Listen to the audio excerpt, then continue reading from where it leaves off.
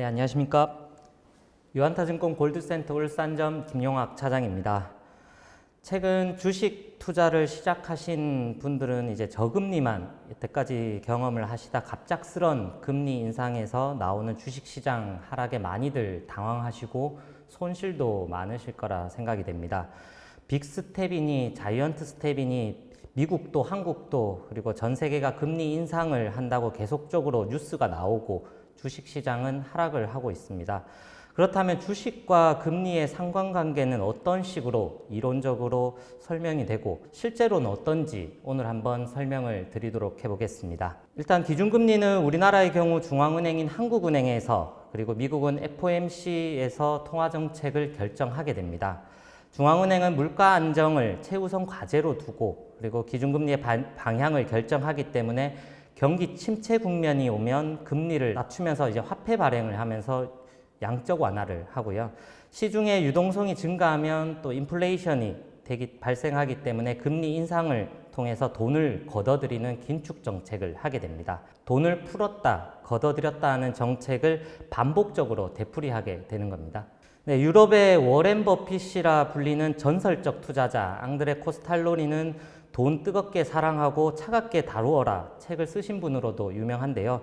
앙드레 코스탈로니는 달걀 모형을 통해 금리와 주가의 상관관계를 하나의 그림으로 이론적으로 표현을 했습니다. 네, 첫 번째로 금리의 최저점으로 내려가는 구간에는 부동산을 매수하라고 이렇게 했습니다. 부동산은 레버리지 부채를 동반하기 때문에 금리가 낮을 때 적은 이자 비용으로 투자를 해서 수익률을 높일 수가 있습니다.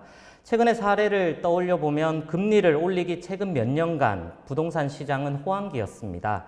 부동산의 상승 요인은 수십 가지 요인이 있겠지만 금리의 영향이 상당 부분 요인으로 작용하기 때문에 초저금리 구간에서 국내뿐 아니라 해외 부동산도 상승기였습니다. 두 번째로 금리의 저점을 통과했을 때 주식을 매수하고 고점이 되기 전 주식을 매도하라고 했습니다. 금리를 점진적으로 올리는 이 시기가 그동안 풀어놓았던 돈의 유동성으로 인해 기업들이 실적이 본격적으로 올라오는 그런 시기입니다. 그래서 경기가 살아나면서 금리를 올리고 개인의 소비가 늘고 실적이 올라가는 그런 시기이기 때문에 주식 투자를 이때는 하라라고 조언을 했습니다. 네, 세 번째로 금리의 정점이 되기 전 주식을 매도하고 채권을 매수하는 시기라고 했습니다. 금리가 올라가면서 채권 가격이 떨어지면 채권의 수익률이 올라가기 때문에 채권 투자의 적기가 되는 것입니다. 앙드레 코스탈로니의 달걀 모형으로 봤을 때 현재의 구간은 과연 어디일까요? 지금은 이제 세 번째 금리의 정점이 되기 전 주식을 매도하고 채권을 매수하는 그런 시기입니다. 최근 한국전력이나 SK 등 우량 대기업 AA 플러스 이상의 채권들의 수익률이 4%가 넘어가는 그런 시기이기 때문에 위험자산인 주식보다는 안전자산인 채권에 투자가 유효한 그런 시기입니다. 자, 그럼 이런 이론적인 내용과 실제 금리와 주가의 흐름도 똑같이 흘러갔는지 한번 살펴보면요. 우리나라 기준금리를 보면 최근 25년 이래 IMF 이래 금리가 가장 높았을 때가 2000년도 10월달 5.25%였고요. 그 다음이 2008년도 8월달 5.25% 두 번이었습니다. 돌이켜보면 2000년대를 시작을 하면서 1000포인트 넘었던 주가가 금리의 고점인 10월 달에 500포인트 아래로 내려가 있었습니다. 이때가 닷컴 버블 그리고 IT 버블이라고 불리는 것이 위험이 발생을 하면서 주가가 급락이 나온 것이 금리의 고점기였습니다. 네, 두 번째로 2008년 금리 고점기를 보면 2004년도 3.25%를 저점으로 점진적으로 금리가 상승했습니다. 그러면서 2008년 8월 달에 5.25% 금리의 고점기 형성기까지 주가는 3년이 넘는 기간 지속적으로 상승을 했었는데요. 금리의 저점기인 2004년도 최저지수가 700포인트였는데 그 뒤 3년 동안 코스피 상승하면서 2000포인트까지 올라갔습니다.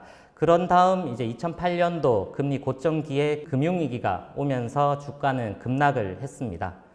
네, 세 번째로 2008년도 금융위기가 오면서 경기가 급감하자 이제 미국을 포함한 전 세계에서 금리를 낮추면서 양적 완화 정책, 엄청난 유동성을 공급하기 시작했습니다.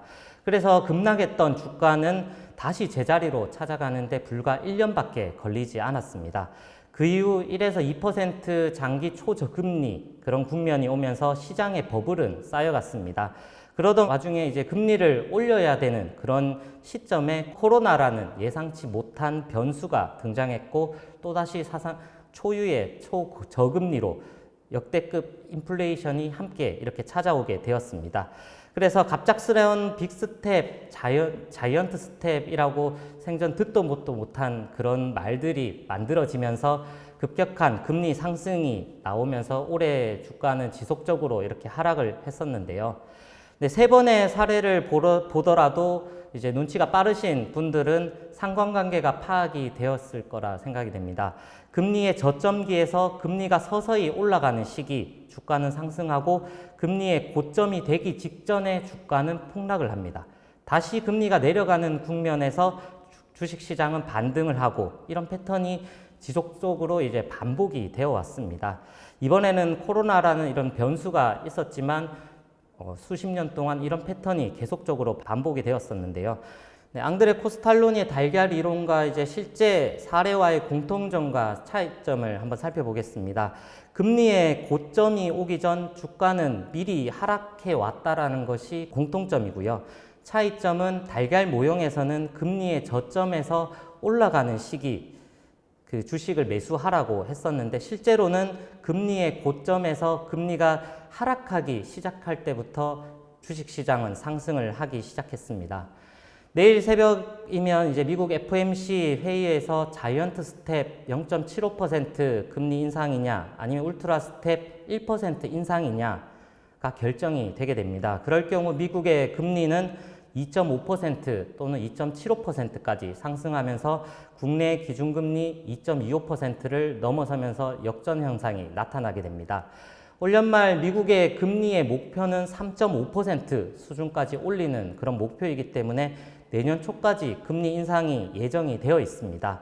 내일 FOMC 이후에 파월 의장이 하는 말에 따라 금리의 방향이 결정될 걸로 이렇게 보이는데요. 금리 인상의 공포가 아직은 남아있긴 하지만 최근 인플레이션이 완화되는 것을 보았을 때 금리의 고점기는 이제 앞으로 멀지 않았고 벌써부터 내년 상반기 금리 인하 얘기까지 나오고 있습니다. 그렇다면 다시금 주식 투자의 시기는 이제는 멀지 않은 것으로 이렇게 보여집니다. 오늘은 이상 마치도록 하겠습니다. 감사합니다.